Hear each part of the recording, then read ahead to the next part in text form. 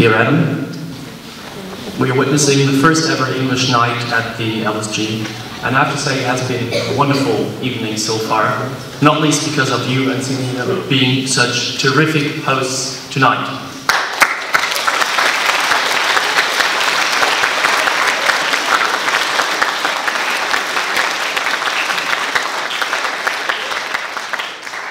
But as we are slowly approaching the end of the night, I considered my sad duty to bid goodbye to, shall I say, the finest English assistant teacher this school has ever had. Well, I do want to say this, even though we all know that you were also the first and only English assistant teacher this school has ever had.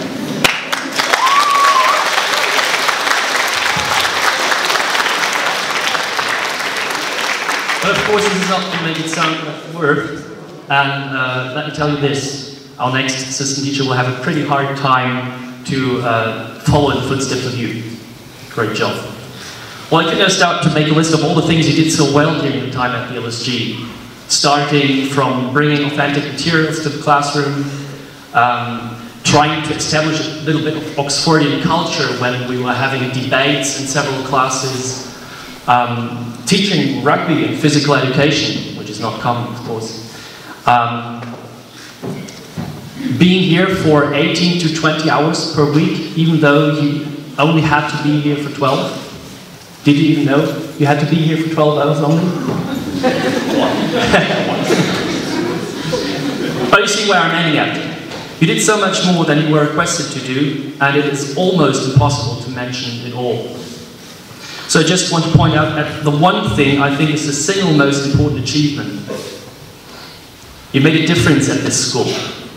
The pupils, your colleagues, the staff, everybody liked you very much. Not only liked, but loved you. Your politeness, your modesty, your humor, your knowledge, your commitment, your personality.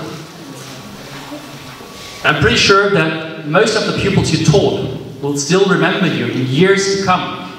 And whenever they hear the word British or English, your picture will pop up in their heads and a smile will show on their faces. You've shown them that it doesn't matter where you come from to be a cool guy and a strong character at the same time. And this is what counts and what cannot be taught by us. You more than once told me that you don't believe in nationalities and that you want everybody to see everybody else just as what they are, regardless of their origin. I think with your stay over here, you succeeded in making your point very well.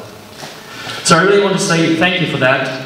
Not only personally, but also on behalf of the whole English department at the LSG. We think that you did an excellent job in the last 9 months, and we'll miss you around here, that's for sure.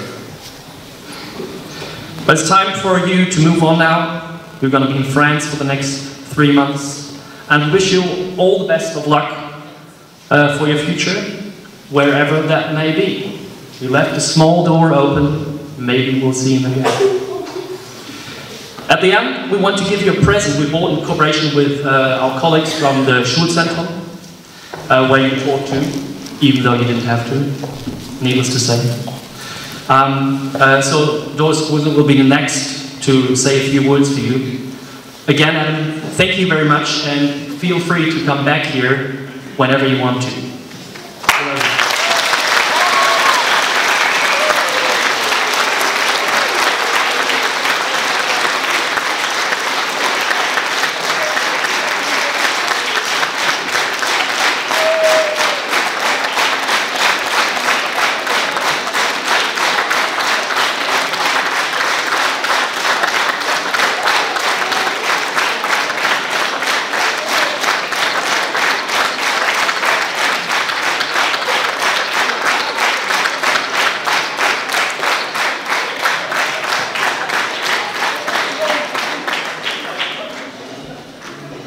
I'm not going to talk very long here because Wolfgang has said everything I would have liked to say as well. I would like to say thank you for all my colleagues from the Haupt- and Realschule Saterland. We were so happy, so pleased to have you at our school for some lessons during the last month. Unfortunately, only for a short time. We would have liked keeping you there longer. I would like to say thank you. When one of our colleagues of an afternoon class fell in, it was no problem. You said immediately, okay, you would do that group, that class. Thank you so much for everything. It was a pleasure having you at our school. The colleagues, the pupils, they loved you as well. And so thank you very much. And finally, I'm going to say something in Saterfriesen. This morning you got a book in Saterfriesen from a class, and Adam started reading the first page immediately. There were sentences like Ik heette Adam und kom uit Oxford. Ik woon hier in Oxford. Ik wil je den allerbeste voor die nieuwe wensen en ik hoop je dat je ons maar weer schrijft.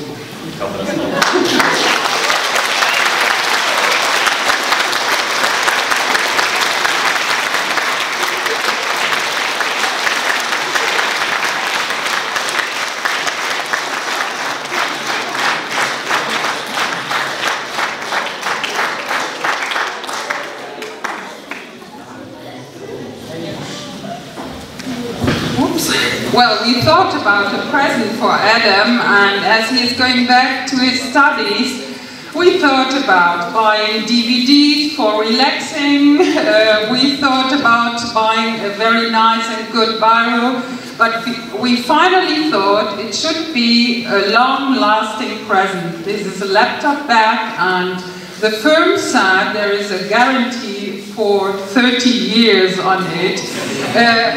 We hope that your laptop will fit in. We tried it with another one, and we hope you will enjoy working with it and take it to your university day by day. Good luck.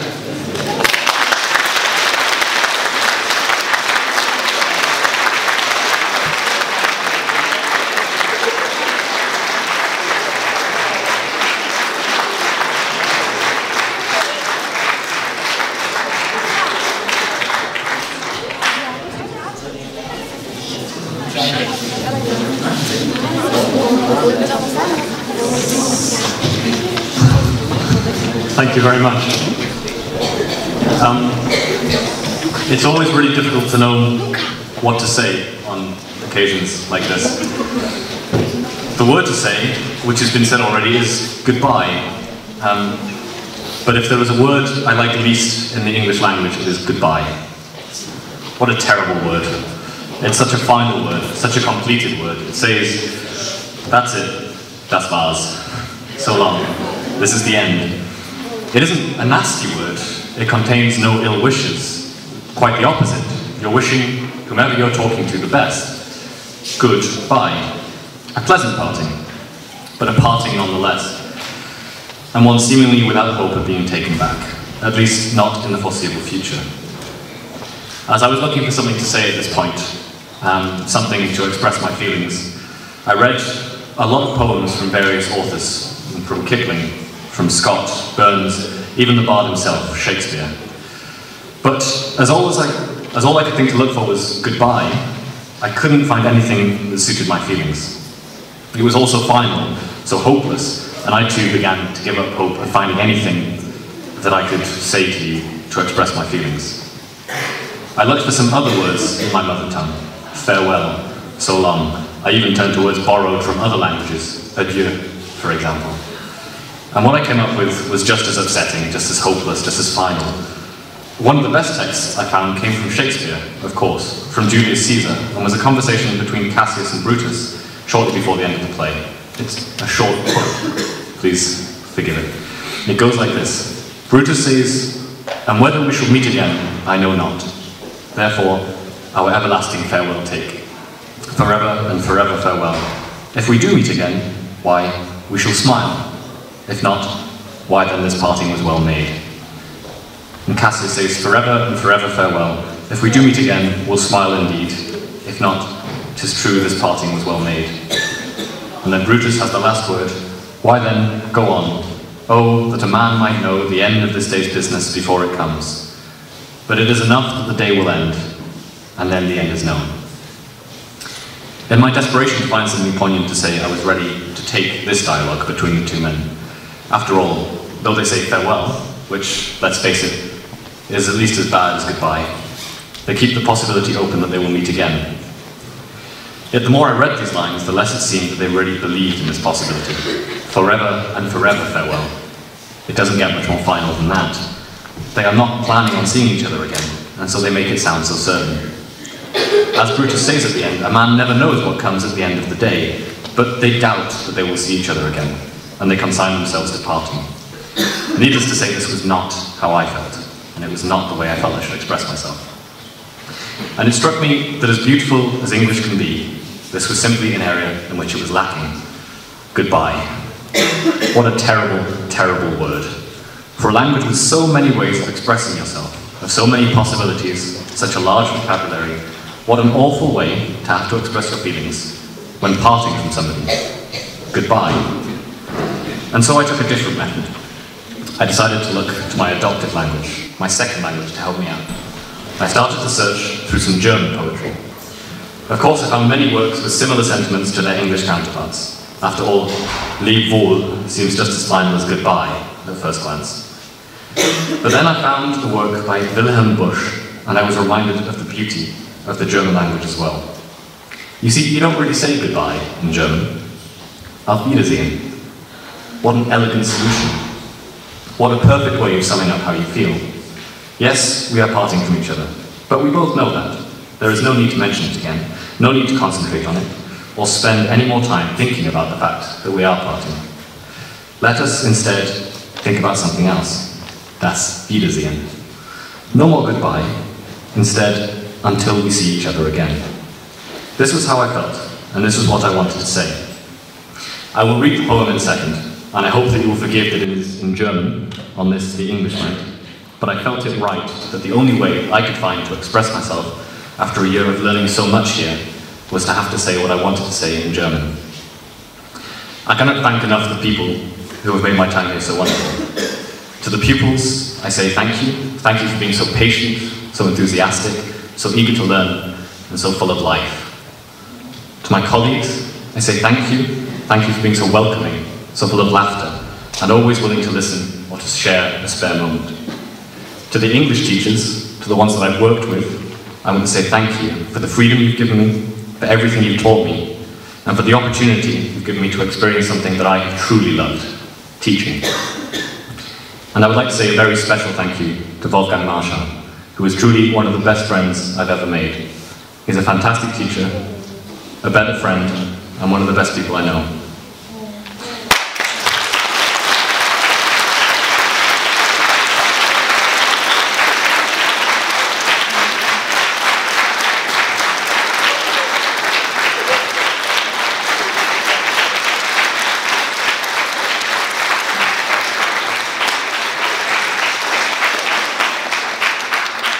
If he doesn't mind, I'd like to ask him to come briefly to the front. I have a very, very small present to give to him as a token of my gratitude for the past few months.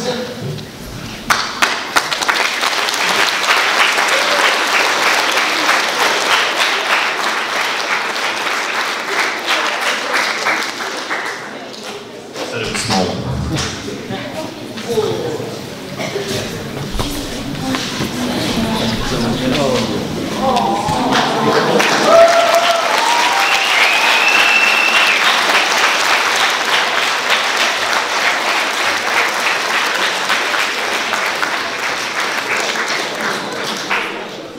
Don't worry, I won't talk too much longer. So I want to read the following poem, and in doing so, I want to say not goodbye, but Auf Wiedersehen. It's called Abschied. Leb wohl, mein Kind, und keine Klage, noch einen Kuss, noch eine Neige Wein. So licht und freundlich waren diese Tage. Lass freundlich auch den Abschied sein. Sieh, wenn hinab zu südlich fernen Borden, im langen Wanderzug der Kranich schwirrt, begleitet ihn ein Traum zum grünen Norden. Er spürt es, dass er wiederkehren wird. So wird auch uns von unserem kurzen Glücke ein Schimmer fort und fort im Herzen stehen und treu gedenken sei die goldene Brücke vom Scheidegruß zum Wiedersehen. Thank you.